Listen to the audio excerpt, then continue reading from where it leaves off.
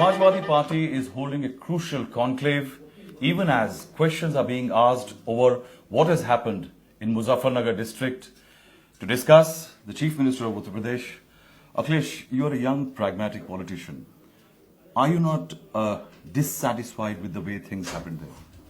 देखिए, जो मुजफ्फरनगर की घटना हुई है निंदा भी करते हैं और ऐसी घटना न हो उसके लिए आगे फैसले और कठोर कदम। ये मुजफ्फरनगर का मामला जो इतना बड़ा हुआ है, कहीं न कहीं राजनीतिक दल इसके पीछे हैं। कुछ दिन पहले शामली में एक बात आई जहां एक लड़की रुड़की से आई थी कुछ नौजवानों के साथ, और उसके बाद आरोप ये लगा। The event which started it. मैं ये कहना चाहता हूं कहां से शुरुआत हुई है। तो जब शामली में घटना हुई बड़ी और उसका रूप दिया कि ये हिंदू मुसलमान का मामला बना दिया और उसको लेकर के आपको लगता है कि पहले एक ऑर्डिनरी क्राइम था जिसको शामली में जो घटना थी उसमें एक लड़की को लेकर के रुड़की से एक मामला बना, इशू बना। वो जब शामली में आई तो उसको लेकर के कि एक हिंदू लड़की के साथ ये घटना हो गई है, इस मामले को बहुत तूल दी बीजेपी और उसके संगठन ने। जब पुलिस ने कार्रवाई की तो कुछ लोगों को जेल भेजा। जेल भेजने के विरोध में आंदोलन उठाया बीजेपी ने और बीजेपी के नेतृत्व ने, और बड़े नेतृत्व ने उसको आगे बढ़ाया।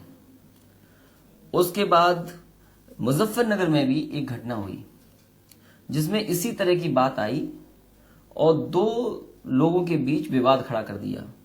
कहा कि ये भी एक अगेन ऑर्डिनरी डिस्प्यूट को कम्युनल कलर दिया हिंदू गया। और मुस्लिम का सवाल बना दिया। जब जानकारी की तो वहां का जो सब इंस्पेक्टर था या जो इंस्पेक्टर था उसके खिलाफ कार्रवाई हुई, उसको सस्पेंड किया गया, उस थाने से हटाया गया। ये लगातार घटनाएं चल रही थी, पुलिस कार्रवाई कर रही।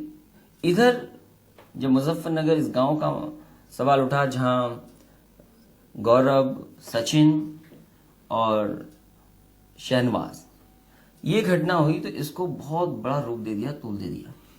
वहां पे दो पंचायतें हो रही थी, दो बड़ी लार्ज गैदरिंग्स थी, एक हिंदूज की, एक जाटों की और एक माइनॉरिटी मेंबर्स की। नहीं, जहां तक पंचायत का सवाल है, आज टीवी और वीडियो सब अवेलेबल है किसने क्या कहा, क्योंकि उस दिन सब लोग इकट्ठे हो गए और उन्होंने कहा कि जब तक डीएम-एसपी नहीं पहुंचेंगे तब तक ये नहीं लिया जाएगा उनका।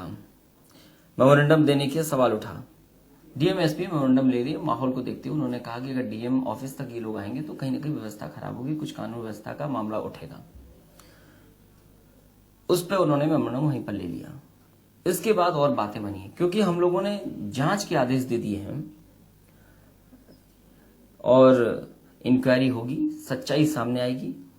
मैं इस बात का भरोसा दिला सकता हूं कि जिन लोगों ने भी उत्तर प्रदेश का शांति का माहौल खराब किया है और जिन्होंने बहुत छोटी घटनाओं का बड़ा रूप दिया है, मुजफ्फरनगर में जिस तरीके से जाने गई हैं, लोगों के घर लूटे गए, वो किसी का भी घर बर्बाद हुआ हो, किसी का भी नुकसान हुआ हो, सरकार ऐसे लोगों के खिलाफ जिन्होंने इस तरह का माहौल पैदा किया उसके खिलाफ कार्रवाई होगी। But Akhilesh, there were some people, कुछ लोग ऐसे भी थे जो कि देखे गए हैं कि बीएसपी के भी कुछ लोग थे, कांग्रेस के कुछ लोग थे, उनके खिलाफ अभी केसेस में देरी क्यों है? क्योंकि बीजेपी के कुछ नेताओं के खिलाफ सरकार ने तेज कार्रवाई की है।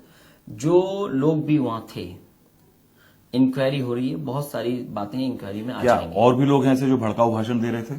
क्योंकि टीवी चैनल के पास जब वीडियोस पहुंच गए हैं तो वीडियोस अवेलेबल हैं। जिसने भी भड़काने की कोशिश की या जिसने भी वहां के माहौल को खराब किया है, जिसने भी राजनीतिक लाभ लेने के लिए काम किया, उसके खिलाफ कार्रवाई होगी।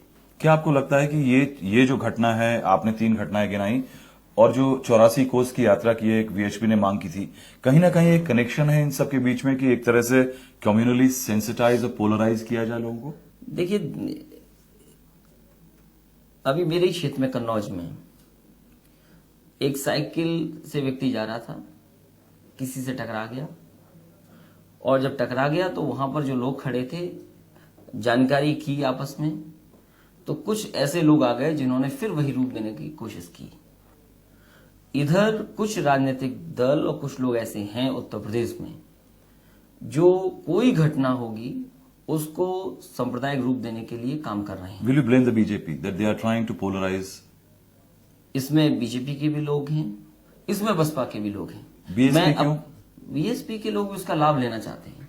तो कहीं ना कहीं जो घटनाएं हो रही हैं और उसका राजनीतिक लाभ लेने के लिए, सांप्रदायिक तनाव बढ़ाने के लिए बीजेपी और बीएसपी के लोग शामिल हो जा रहे हैं। बट अखिलेश, कहीं पे आपको नहीं लगता कि जिस तरह की इंटेलिजेंस रिपोर्ट्स आई थी, आईबी ने आपके चीफ सेक्रेटरी डीजी को बताया था, उसको देखते हुए कहीं पुलिस फोर्स उस इंफॉर्मेशन को ग्राउंड लेवल पे एग्जीक्यूट करने में ढीला पड़ा?